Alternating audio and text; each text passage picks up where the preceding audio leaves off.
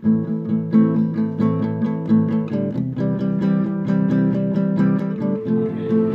haleluya.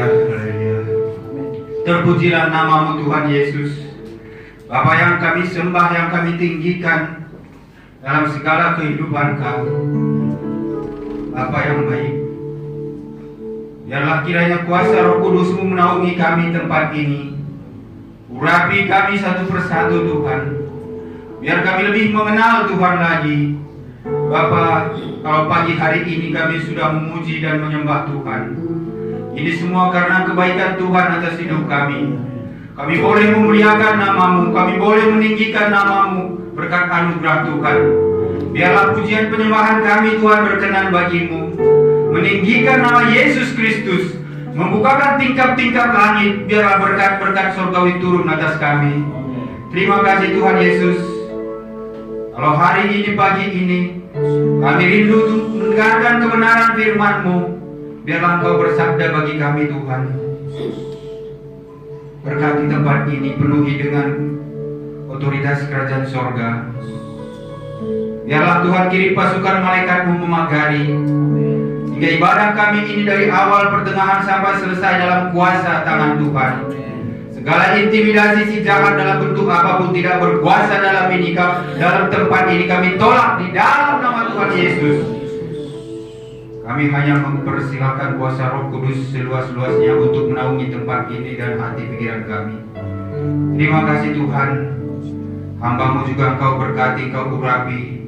Berikan kekuatan baru untuk menyampaikan kebenaran firman-Mu, sehingga setiap kata kalimat yang keluar dari mulut bibir lidah hamba-Mu ini hanya perkataan firman yang berkuasa untuk merubahkan yang mendengar, untuk lebih lagi mencintai Tuhan. Terima kasih Bapa.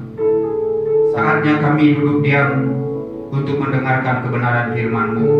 Berbicaralah bagi kami. Kami sudah siap mendengarkan. Di dalam nama Bapa, Putra dan Roh Kudus, di dalam nama Tuhan Yesus Kristus, kita semua yang siap mendengarkan kebenaran firman Tuhan, sama-sama kita katakan amin. Silakan duduk Bapak Ibu. Shalom. Shalom. Apa kabar? Luar biasa, puji Tuhan ya.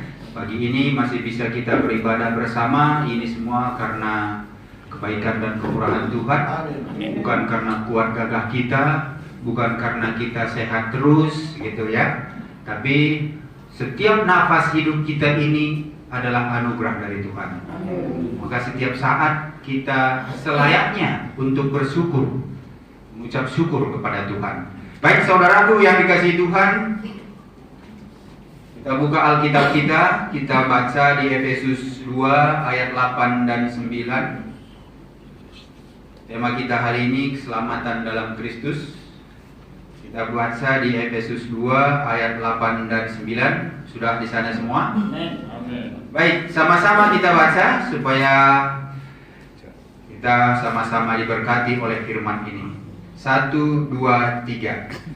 Sebab karena kasih karunia kamu diselamatkan oleh iman. Itu bukan hasil usahamu, tetapi pemberian Allah. Itu bukan hasil pekerjaanmu. Jangan ada yang memegahkan diri. Katakan amin.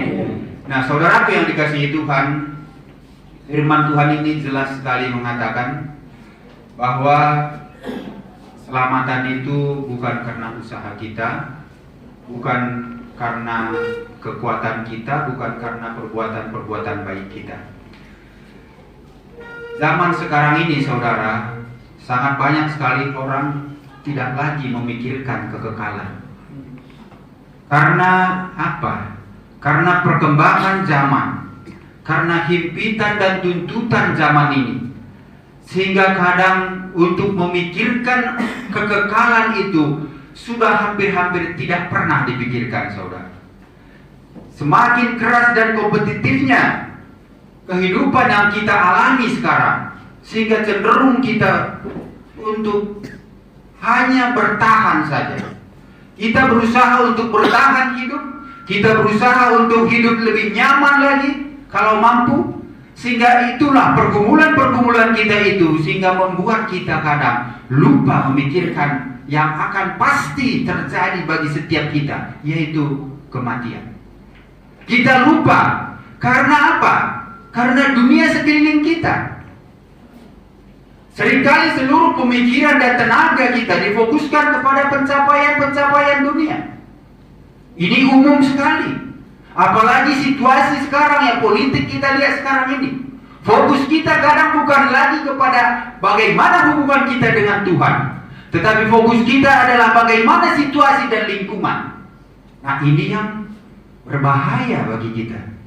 Kita sebagai anak-anak Tuhan, sebagai orang-orang percaya, fokusnya harusnya tidak kepada hal-hal materi dunia, sehingga kita tidak lupa memikirkan hidup kekekalan.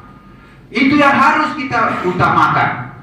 Karena saudaraku yang dikasihi Tuhan, dari mulai zaman dahulu, mulai ada perjanjian lama sampai perjanjian baru ini, fokusnya itu semua memberitakan keselamatan kita, keselamatan manusia. Begitulah pentingnya keselamatan itu.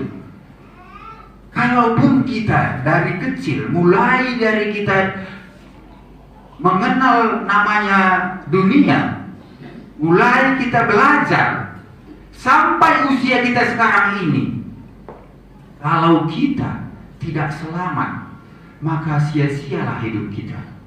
Apapun pencapaian kita, itu tidak ada gunanya, saudara. Makanya kita harus memikirkan akhir dari hidup kita. Fokus kita kepada hal-hal surgawi. Karena iblis sering menjebak kita. Iblis sering memberikan apa yang kita lihat, mempengaruhi pikiran kita, mempengaruhi keinginan kita, sehingga itu yang utama kita lakukan. Padahal sebenarnya bukan itu tujuan hidup kita. Nah, saudaraku yang dikasihi Tuhan, kalau kita baca tadi Efesus 2 ayat 8 sampai 9 tadi, ini mengingatkan kita bahwa keselamatan adalah anugerah, adalah pemberian dari Allah. Bukan dari usaha kita atau bukan dari perbuatan kita. Ini berarti kita tidak bisa memperoleh keselamatan itu dengan cara apapun. Tidak bisa dengan kekuatan fisik kita. Tidak bisa dengan kekuatan pikiran kita, tidak bisa dengan intelektual kita. Karena itu adalah pemberian Allah, bukan karena kebaikan. Nah, makanya sekarang saudara yang dikasihi Tuhan, bagaimana kita menyikapi, bagaimana kita merespon keselamatan yang dianugerahkan Allah ini? Supaya bagaimana? Supaya kita memang berjalan di jalan yang ditetapkan oleh Tuhan. Supaya kita mendapatkan keselamatan itu. Hal yang pertama yang harus kita lakukan, bahwa kita harus menyadari keterbatasan kita. Kalau kita menyadari keterbatasan kita, maka pasti kita akan bergantung kepada Allah.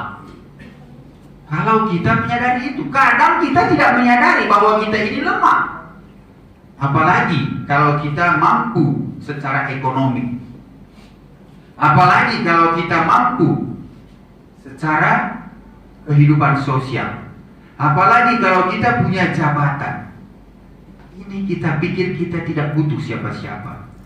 Kadang kita pikir kita tidak perlu bergantung kepada siapa-siapa. Kita kadang berpikir kita tidak terbatas kemampuan kita. Nah, ini yang berbahaya, saudaraku yang dikasihi Tuhan. Ini kalau kita tidak merasa membutuhkan atau kita tidak merasa bergantung, kita tidak merasa kita terbatas, maka yang timbul dalam hidup kita apa? Kesombongan. Sudah pasti otomatis. Kalau saudara tidak merasa membutuhkan seseorang, pasti saudara merasa saudara lebih hebat dari orang lain. Kalau saudara merasa saudara tidak membutuhkan Allah, pasti saudara merasa saudara bisa melakukan segala sesuatu tanpa Tuhan. Nah, makanya saudaraku, Ayub bilang begini. Ayub 14 ayat 1 sampai 2. Manusia yang lahir dari perempuan, singkat umurnya dan penuh kegelisahan. Manusia yang lahir dari perempuan. Ada yang kita lahir di sini tidak dari perempuan? Semua lahir dari perempuan, ya. Hanya siapa yang nggak lahir dari perempuan? Aladin. Oh, Yesus. Hah? Aladin. Yesus juga dari. Cuma Adam aja yang nggak lahir dari perempuan ya. Yesus juga lahir dari Maria. Nah, makanya Ayub mengatakan manusia yang lahir dari perempuan singkat umurnya dan penuh kegelisahan. Seperti bunga ia berkembang lalu layu. Seperti bayang-bayang ia hilang lenyap dan tidak dapat bertahan. Inilah manusia. Kita ini merasa kuat kalau tenaga kita masih prima. Kita ini merasa kuat karena kita punya kekuasaan. Kita ini merasa kuat karena kita masih sehat-sehat saja. Masih muda. Coba saudaraku yang dikasihi Tuhan. Preman yang sehebat apapun, kalau sudah tua bungkuk juga, ya enggak? Pada saat mudanya, wah siapapun dia gak takut gitu ya. Tapi pada saat udah tua udah gini juga nih. Didorong sedikit aja jatuh juga gitu. Jadi ada masa-masanya. Makanya kita ini terbatas. Kalau usia Alkitab mengatakan 70 sampai 80, berarti sampai usia itu aja lah kita mampu melakukan sesuatu. Itu pun ukurannya sudah berbeda. Porsinya sudah berbeda. Maka kita harus bergantung kepada Allah. Amin. Amin. Kita harus bergantung kepada Tuhan. Kita harus menyadari kita terbatas, supaya kita tahu dan kita berharap kepada Allah akan keselamatan kita. Hal yang kedua, saudara menyadari perlunya iman. Iman adalah sarana di mana kita menerima anugerah keselamatan ini. Tanpa iman kita tidak akan bisa selamat. Iman percaya pada Kristus sebagai juru selamat kita. Iman adalah respon pribadi kita terhadap anugerah Allah yang dinyatakannya di dalam Yesus Kristus anaknya. Jadi siapa yang beriman kepada Yesus Kristus, dialah yang beroleh keselamatan. Amin. Tidak ada yang selamat di luar dari Yesus Kristus. Karena Yesus mengatakan, akulah jalan dan hidup. Tidak ada satupun yang sampai kepada Bapa kalau tidak melalui. Tidak ada satupun. Pegang itu, imani dan aminkan itu, maka saudara akan bersukacita mengikut Kristus. Amin. Amin. Nah, saudaraku yang dikasihi Tuhan, keselamatan hanya dapat diperoleh melalui iman kepada Yesus Kristus. Oleh karena itu, Anda harus memiliki hubungan pribadi. Kita pribadi lepas pribadi harus punya hubungan tersendiri dengan Tuhan. Nggak bisa hubungan komunitas, nggak bisa hubungan orang tua dengan Tuhan sehingga kita mendapat efek dari situ, tidak. Hubungan pribadi dengan Tuhan. Nggak bisa karena hubungan pendeta saudara dengan Tuhan sehingga saudara merasa pasti selamat karena hubungan saudara dengan pendeta itu baik. Tidak bisa. Harus saudara punya hubungan pribadi dengan Tuhan. Sehebat apapun saudara, kalau tidak punya hubungan pribadi dengan Tuhan, Tuhan bilang, no way, tidak, aku tidak mengenal engkau. Ya, jadi jangan sia-sia. Jangan sia-sia kita beribadah setiap minggu seperti ini, memuji Tuhan, tetapi kita tidak punya hubungan pribadi. Nah, mungkin pertanyaan kita, kok bisa nggak punya hubungan pribadi? Oh, bisa saja. Kalau kita hanya bergereja itu sebagai kewajiban kita sebagai orang Kristen, kalau kita hanya memuji Tuhan itu hanya sebatas bagaimana suara kita naikkan supaya kita sepertinya itu menyenangi Tuhan, bukan dari hati nurani kita, bukan karena kerinduan saudara, bukan karena saudara merasa memiliki Tuhan. Kalau tidak ada itu di dalam hatimu, maka semua pujian penyembahan kita itu akan sia-sia. Maka saudaraku yang dikasihi Tuhan, bukan berapa lama kita menjadi orang Kristen menjadi ukuran kita akan diselamatkan, tapi berapa lama kita berhubungan dengan Tuhan, berapa jauh hubungan kita dengan Allah, seberapa kita mengenal Tuhan, seberapa kita mengikuti apa yang Tuhan mau dalam hidup kita. Nah, saudaraku dikasihi Tuhan, ini penting sekali bagi kita. Yohanes 14 ayat 12 mengatakan demikian. Coba mungkin bisa dibantu dibacakan Yohanes 14 ayat 12. Mari kita sama-sama dengarkan. Yohanes 14 ayat 12, aku berkata kepadamu, sesungguhnya Barang siapa percaya kepadamu, ia akan melakukan juga pekerjaan-pekerjaan yang aku lakukan. Ya, sampai situ dulu. Jadi dikatakan oleh Yohanes ini, sesungguhnya, ini benar-benar, sesungguhnya barang siapa percaya kepadaku. Percaya, siapa yang gak percaya kepada Tuhan Yesus ini? Nggak ada. Siapa yang percaya? Semua. Baik, saya tanya berikutnya. Apakah saudara melakukan juga pekerjaan-pekerjaan yang Yesus lakukan? Amin. Amin, puji Tuhan. Jadi percaya ini bukan sebatas pengetahuan, bukan sebatas hanya di mulut saja. Tetapi kalau saudara percaya, ya orang yang percaya diselamatkan itu adalah orang yang percaya dan melakukan apa yang Yesus lakukan. Bukan hanya percaya saja, makanya jangan bilang keselamatan itu tidak pernah hilang, nggak bisa hilang. Keselamatan dari Tuhan tidak akan hilang, tetapi saudara tidak melakukan, tidak menerima dan tidak mengikuti keselamatan itu yang berbahaya. Ya, jangan kita tenang-tenang aja menjadi orang Kristen. Jangan kita pikir saya sudah bergereja setiap minggu, saya sudah bersekutuan, saya sudah berdoa, oh sudah pasti saya selamat. Ingat, Alkitab mengatakan yang dikatakan oleh Yohanes ini, barang siapa percaya kepadaku. Kalau saudara percaya kepada Yesus, dikatakan oleh Yesus, saudara juga pasti akan melakukan pekerjaan-pekerjaan yang Yesus lakukan. Amin. Jadi saudara, kalau Anda percaya berarti Anda mengikuti jejak Kristus, Amin. melakukan pekerjaan Kristus, meniru Kristus. Itulah role model kita, Kristus. Itulah yang harus kita tiru.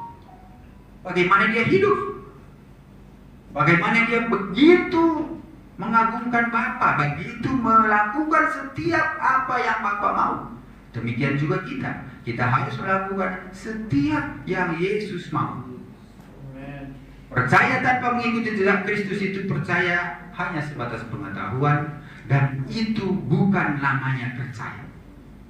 Nah, saudaraku yang dikasihi Tuhan, ini harus menjadi pemikiran, perenungan, dan ini harus kita lakukan. Amin. Nah, ini hal kedua, menyadari perlunya iman. Hal yang ketiga, saudaraku, menyadari hidup harus sesuai kehendak Allah. Kita sudah diselamatkan, bukan hanya karena kita sudah diselamatkan, tetapi kita diselamatkan untuk memuliakan Tuhan. Amin. Amin. Sehingga kita harus juga hidup selaras sesuai dengan kehendak Tuhan. Kita selayaknya melakukan apa yang Tuhan inginkan dalam hidup kita. Dan juga saudara, kita harus merespon keselamatan ini dengan memberitakan keselamatan. Setiap orang yang sudah mengalami keselamatan dalam Kristus, dia memiliki tanggung jawab untuk membagikan berita keselamatan. Dia memiliki tanggung jawab untuk memberitakan Injil. Saudara nggak bisa duduk-duduk aja mendengar saja, tetapi saudara harus menjadi pelaku firman. Amin. Kita juga harus memberitakan. Karena apa? Karena kita sudah diberikan keselamatan. Itu adalah anugerah. Ya, tentu kalau kita sudah mendapat anugerah, kita juga rindu supaya orang lain juga mendapatkan anugerah itu. Karena bukan dari usaha kita. Dan ingat, Tuhan itu mencintai setiap manusia. Jangan kita berpikir Tuhan hanya mencintai orang Kristen. Memang orang yang bukan Kristen tidak ciptaan Tuhan. Ciptaan Tuhan. Cuman apakah dia merespon kasih Tuhan itu kembali ke pribadi masing-masing. Itu makanya Tuhan memberikan free will. Itu makanya Tuhan memberikan kehendak bebas di dalam jiwa kita. Tinggal kita sekarang ini. Kalau kita mau merespon, mari anakku. Marilah semua yang berbeban berat, yang letih lesu. Ya kita mau datang atau tidak, gitu loh. Ya kalau saudara nggak mau datang, bukan salahnya Tuhan. Bukan berarti apa yang diberikan Tuhan karena begitu besar kasih Allah akan dunia ini. Bukan berarti itu tidak berlaku, itu tetap berlaku. Tetapi kita karena diciptakan oleh Tuhan menurut gambar dan rupa Allah, sehingga apa yang diberikan oleh Allah itu Allah pun tidak akan mengintervensi lagi. Karena peraturan yang Allah tetapkan pun dia pun mengikuti. Bukan dia otoriter, bukan. Dia berikan kehendak bebas, dia tak cabut kehendak bebas kita. Makanya kenapa waktu Adam dan Hawa memakan buah itu dia nggak larang? Kalau bisa kan dia larang, Adam, Hawa, stop. Bisa kan? Kenapa enggak? Karena Tuhan kita itu adil. Ya, Tuhan kita itu adil. Kalau namanya adil, kalau saudara, umpamanya di saya nih, memberikan sesuatu kepada saudara, namanya adil ya saudara. Yang sudah saya berikan itu, saudara mau pakai untuk apa? Ya itu terserah saudara. Nggak bisa lagi saya bilang, jangan. Saya nggak suka begitu. Oh nggak bisa. Namanya saya sudah beri. Demikian juga Allah memberikan kita kehendak bebas. Tapi Dia kasih guidance, Dia kasih petunjuk supaya kita jangan salah melakukan kehendak bebas kita. Amen. Nah, saudaraku yang dikasihi Tuhan, ini penting sekali. Ya. Jadi kita harus membagikan. Makanya Tuhan mengatakan, pergilah, jadikanlah semua bangsa muridku, baptislah mereka dalam nama Bapa dan Anak dan Roh Kudus, dan ajarlah mereka melakukan segala sesuatu yang telah kuperintahkan padamu. Kalau saudara baca firman Tuhan itu, kata demi kata saudara renungkan. Ya. Apa yang di sini yang penting? Dikatakan oleh Tuhan, ajarlah mereka melakukan segala sesuatu yang telah kuperintahkan kepadamu. Nah, sekarang kalau saudara mau memberitakan firman, Tuhan bilang, ajar mereka segalanya yang sudah kuperintahkan. Apa yang sudah diperintahkan Tuhan bagi murid-muridnya? Ini harus kita cari, supaya kita waktu memberitakan firman itu tahu apa yang kita ajarkan. Kalau enggak, saudara mengajarkan apa? Nah, makanya di sini dikatakan kepada muridnya, yang telah kuperintahkan kepadamu. Apa saja yang diperintahkan Yesus kepada muridnya? Pertama itu perintah aku. Ya. Dalam Matius 22 ayat 37 sampai 39, Yesus mengatakan bahwa yang terutama adalah mengasihi Tuhan. Itulah yang diajarkan Yesus. Jadi kita pun harus mengajarkan kepada orang yang kita sampaikan firman bahwa kita harus mengasihi Tuhan dengan segenap hati, dengan segenap jiwa dan pikiran. Dan juga yang kedua adalah mengasihi sesamamu manusia seperti dirimu sendiri. Itu yang kita harus ajarkan. Kalau kita mengajarkan, jangan kita ini mengajarkan tapi kita tidak melakukan. Ini banyak juga yang begitu. Ya, banyak. Kita menyampaikan. Ya kalau dulu gini, saya dulu masih kecil ya. Saya dulu di gereja suku dulu. Jadi dulu saya SD apa SMP saya lupa. Jadi yang pendeta ngomong begini di atas mimbar. Kalian harus ikuti apa yang aku sampaikan ini. Jangan lihat saya. Nah, coba. Dia suruh kita mengikuti apa yang dia sampaikan, tapi jangan lihat dia. Kenapa? Kalau kita lihat dia, setelah dia dari mimbar, ya, nanti di warung kopi dia main kartu, ya gitu ya. Itu dulu nih. Ya tahun-tahun berapa tuh? Tahun 80-an kali SD saya itu. Nah itu kita tidak seperti itu. Yang Yesus maksud di sini, kalau kita sudah memberitakan firman, ya kita juga menghidupi firman itu. Hal yang kedua diperintahkan Yesus, yaitu perintah untuk iman. Dalam Markus 11 ayat 22, Yesus mengatakan kepada murid-muridnya agar percaya kepada Allah. Itu adalah iman, saudara. Percaya kepada Allah, kepada Yesus Kristus. Nah ini yang kita harus sampaikan. Perintah yang ketiga dikatakan untuk berdoa. Ini yang diperintahkan, yang kita akan harus lakukan. Matius 6 ayat 9 sampai 13, Yesus mengajarkan doa Bapa kami yang kita sering doakan setiap minggu. Ya, kepada murid-muridnya dia mengajarkan betapa pentingnya berdoa, sehingga cara berdoa pun dia sampaikan. Bukan berarti setiap berdoa kita harus berdoa Bapa kami, bukan. Doa Bapa kami itu adalah doa dari segala doa. Apapun doa saudara itu sudah ada di dalam doa Bapa kami itu. Bapa kami yang di sorga. Kenapa saudara bilang Bapa kami yang di sorga? Karena cuma satu Bapa kita, Bapa yang di sorga. Enggak. Jangan kalian ke pohon-pohon, jangan ke mana-mana gitu ya. Dikuduskanlah namamu. Siapa bilang nama Bapa enggak kudus? Ayo. Kenapa kita bilang dikuduskanlah namamu? Apakah penting lagi kita menguduskan nama Bapa? Ini harus kita pahami, saudara. Karena yang sangat disayangkan, kita berdoa-doa Bapa kami, tetapi kita tidak mengerti. Ini yang banyak kita orang Kristen. Makanya firman itu harus kita renungkan. Dikuduskanlah namamu, itu bukan berarti nama Bapa tidak kudus. Saudara menyandang nama Bapa, Anak, dan Roh Kudus. Kapan saudara menyandang nama Bapa, Anak, dan Roh Kudus? Kapan? Pada saat saudara dibaptis. Makanya pada saat saudara dibaptis dalam nama Bapa, Anak, dan Roh Kudus. Melekat di dalam dirimu nama Bapa, nama Anak, dan nama Roh Kudus. Itu melekat. Maka saudara harus menjaga kekudusan nama Bapa, nama Anak, dan Roh Kudus itu. Itu maksudnya dikuduskanlah nama. Supaya kita menjaga kekudusan itu. Maka hati-hati kita berdoa, ya. Nah ini saudaraku yang dikasihi Tuhan, itu pentingnya untuk berdoa. Perintah yang lain diajarkan Yesus untuk melayani.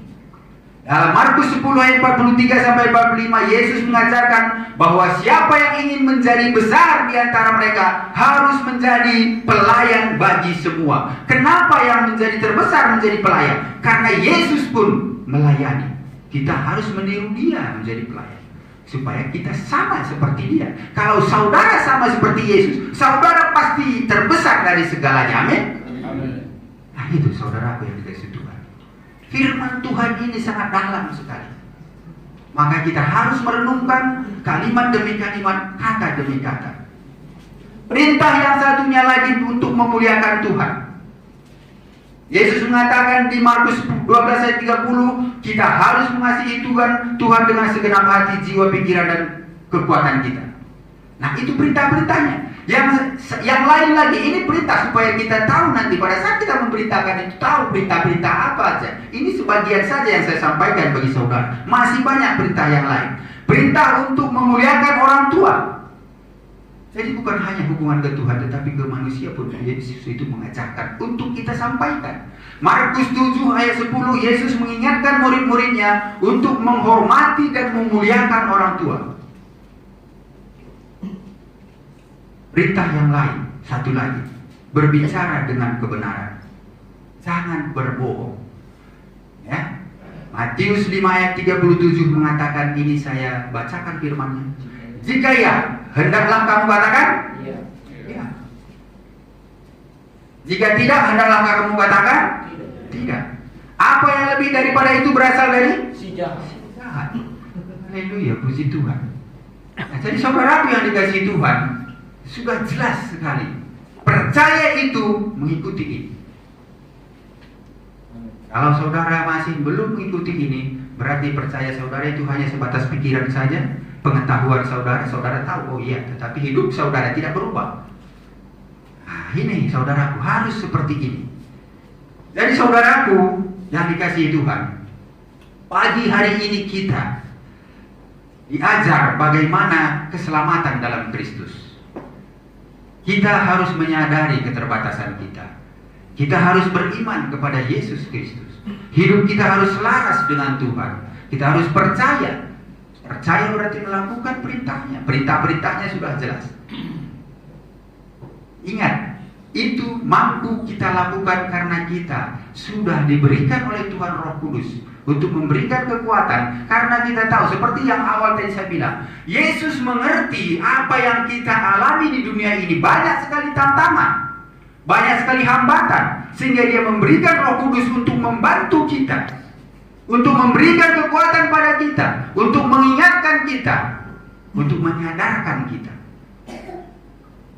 Kita tidak sendiri, saudara. Dan kita ada kuasa Roh Kudus, yang mana dikatakan bahwa roh dalam dirimu lebih besar dari roh dunia ini. Jadi kalau roh dalam diri kita lebih besar dari roh dunia ini, apa yang kita takutkan? Tinggal bagaimana kita menghidupkan roh itu. Jadi roh ini bisa mati. Oh bisa, mati itu bukan hilang. Roh dalam diri kita, Roh Kudus itu, kalau saudara tidak ada persekutuan dengan Tuhan, tidak melakukan doa-doa pribadi, tidak membaca firman Tuhan, tidak memuji Tuhan, rohmu akan mati. Oh dalam dirimu itu tidak akan berkuasa. Tetapi kalau saudara memuji Tuhan dengan segenap hati, segenap jiwa, Saudara membaca firman, merenungkan firman itu siang dan malam, sebagaimana ada lagu mengatakan, ku renungkan firman-Mu siang dan malam, ku pegang perintah-Mu dan apa? Ku lakukan, bukan pegang-pegang aja ya. Jangan pegang-pegang aja buku-buku ini Alkitab dipegang-pegang gitu ya. Nah ini saudara, berbahagialah kita. Ya, berbahagia dan harus kita bersemangat karena kita semua sudah diperlengkapi dengan sangat selengkap-lengkapnya untuk bisa menang hidup di dalam dunia ini. Kita sudah diperlengkapi oleh Tuhan. Kuasa otoritas yang tidak ada taranya, yang tidak ada duanya. Kuasa otoritas Roh Kudus. Nah, saudaraku yang dikasihi Tuhan, saya percaya setiap firman yang kita dengar itu merubahkan kita. Kalau kita sungguh-sungguh, amin, buka hati kita, maka Tuhan pasti memberikan jawaban-jawaban dari apapun yang menjadi pergumulan saudara, apapun yang menjadi kerinduan saudara. Ingat, Tuhan kita tidak pernah tidur. Ingat, Tuhan kita mengasihi kita. Dia sangat mengasihi saudara dalam kondisi apapun. Dia tidak pernah meninggalkan kita. Jangan lihat situasi, jangan lihat keadaan sekelilingmu, tapi pandanglah Tuhan. Bagaimana dia bilang, aku mengasihi engkau anakku. Kurang apa lagi? Tuhan pencipta langit dan bumi mengasihi saudara. Dan kita tahu bahwa kalau kita hidup di dalam Dia, kehidupan kita itu nanti di dalam kekekalan, hidup kita tidak akan ada penyesalan. Amin. Nah, maka saudaraku, mulai dari sekarang berubahlah. Kita harus berubah. Jadi saudaraku yang dikasihi Tuhan, agar kita menghargai keselamatan itu, kita harus tahu tujuan hidup kita. Harus mengerti tujuan hidup kita, bukan untuk dunia, tetapi untuk kekekalan. Kita juga harus menyadari realitas kekekalan, bahwa kekekalan itu pasti ada. Kalau ada orang bilang setelah mati selesai, jangan saudara ikuti. Karena setelah mati ada kehidupan, di mana kekekalan di surga atau kekekalan di neraka. Nah, saudara tinggal pilih dan waktunya memilih pada saat kita masih hidup. Amin. Nah, maka saudaraku, jangan terpengaruh dengan situasi, jangan terpengaruh dengan lingkungan, jangan terpengaruh dengan siapa saja kalau tidak sesuai dengan firman Tuhan. Biar kita ini hidup sesuai dengan kehendak Tuhan. Amin. Nah, saudaraku, jadi kesimpulan dari apa yang kita sudah dengar ini, keselamatan adalah anugerah Allah yang diterima melalui iman dalam Yesus Kristus. Ini mengingatkan kita untuk selalu bersyukur dan tetap rendah hati dalam hadirat Tuhan. Jadi saudara, pesan keselamatan ini adalah inti firman Tuhan. Inti firman Tuhan adalah keselamatan. Kalau berkat-berkat itu saudara, kalau saudara sudah hidup dalam keselamatan, cara pandang saudara melihat berkat tidak lagi sama dengan cara pandang dunia. Dan lagi itu yang jadi utama. Saudara tidak gampang tersinggung, saudara tidak gampang terpengaruh dengan situasi atau ajakan-ajakan dunia ini, karena saudara sudah punya hubungan dengan Tuhan. Amin. Nah, saudara, kiranya pesan yang singkat ini, saya percaya saudara diberkati oleh firman ini. Amin. Dan biarlah kemuliaan bagi Tuhan. Mari kita hidup dan mari kita mencapai dan menggapai keselamatan dari Tuhan. Amin. Mari kasih tepuk tangan buat Tuhan.